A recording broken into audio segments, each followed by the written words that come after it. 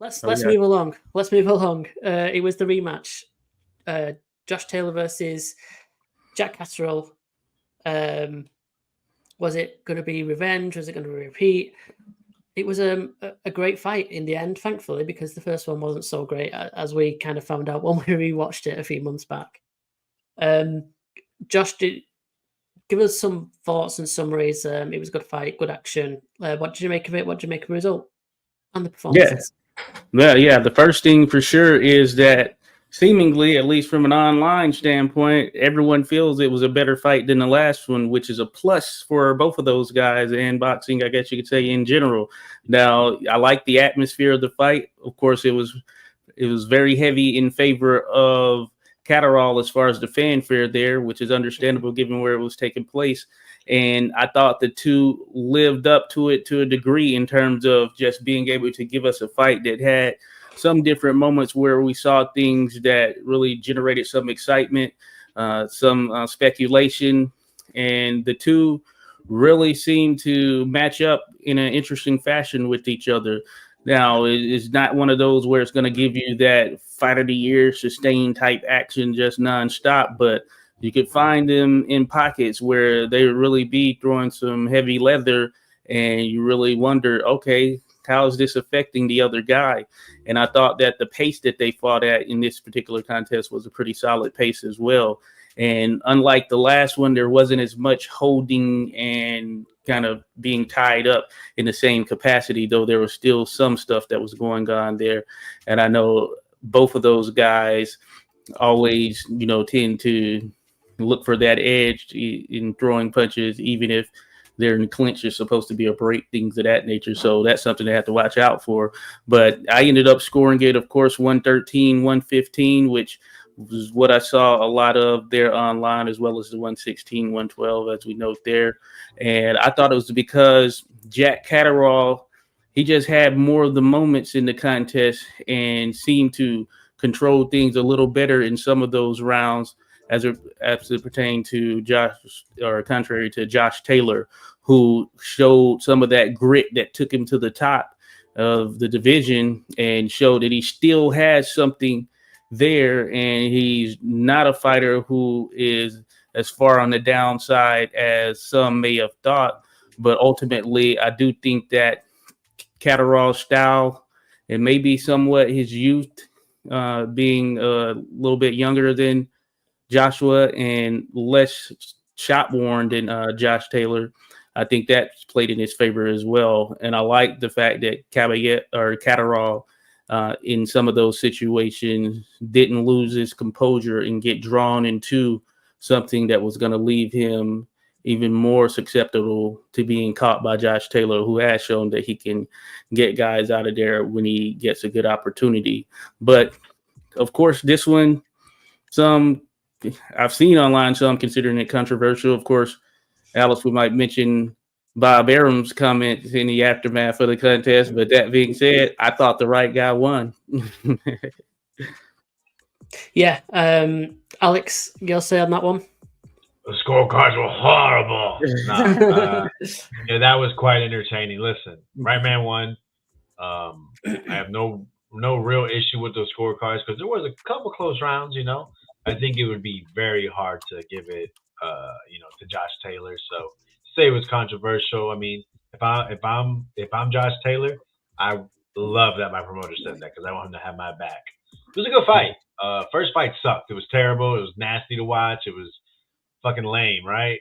This fight it had entertainment. There was a lot of fun moments. That's what we want to see. Two guys that really want it, and that's what we saw. But the difference was Jack Catterall's clean, effective punching. That overhand left, it's like he can't miss. Seriously, he knows when and how to land it. He's mastered it.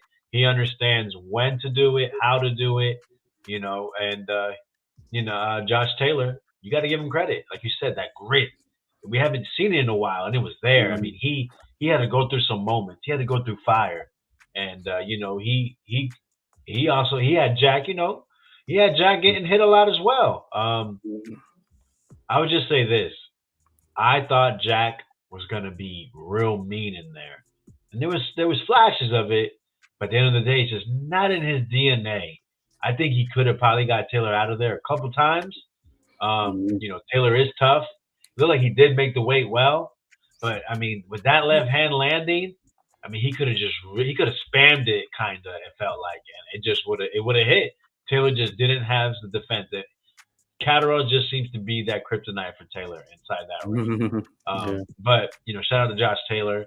It was a lot of worry this was going to be a shit fight, and we want to be proven wrong when we say those things. So thank you both, man. It was a great second fight. The thing that sucks is they're kind of stuck in limbo. Yeah. There's Josh Taylor. Like, who can he fight at 140? Jack Catterall. Who is he gonna fight? He's calling out Teofimo, but Teofimo's with Top Rank, and they kind of seem to be doing their own thing. Sabrina Matias is over there, but there's Hitchens. He could have fought Hitchens, but this was a bigger and better fight. Yeah, it's unfortunate, but we might be headed for the third fight, you guys. This was a great fight, but kind of like the coach said, it's like, yo, we watched enough tape. Like, I'm sick of it. And it's not to put down this matchup. It's just, run another fight and come back. So maybe that's what's going to happen. Maybe they both get a hometown fight. They both get a layup. This was a tough one, a lot of emotions. So, I mean, you could say they deserve it. But I would say I would expect these guys to face each other within the next 18 to 24 months. Yeah, it's like you say, they are a little bit in limbo, and because that fight last night was actually decent, it sets it up for the rematch. The one and one each now. A lot of people did think that Catterall won the first fight, as we all did when we did the rewatch of it.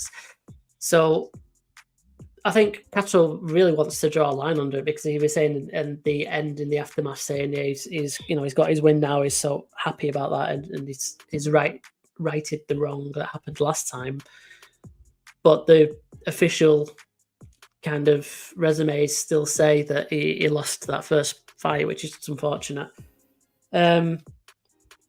So yeah, interesting to see where they both go. And to be honest, I don't think that they both trouble the very top guys in the division. I think they both get beat off 2 or 3 of them up there. So yeah, interesting to see what happens to those two in the not too distant future.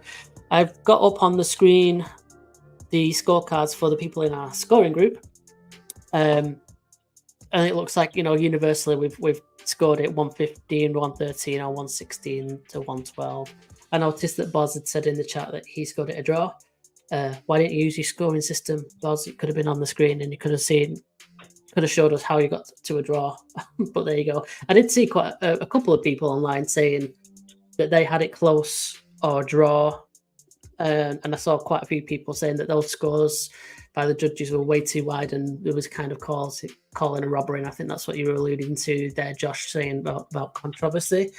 No. But a lot of those rounds were really close. So I was trying to say on Twitter last night that you can kind of understand where those kind of scores could come from, because a lot of them rounds were very close. So in theory, you could give Catterall all of those close rounds, and then it looks like a wider fight than it really truly was.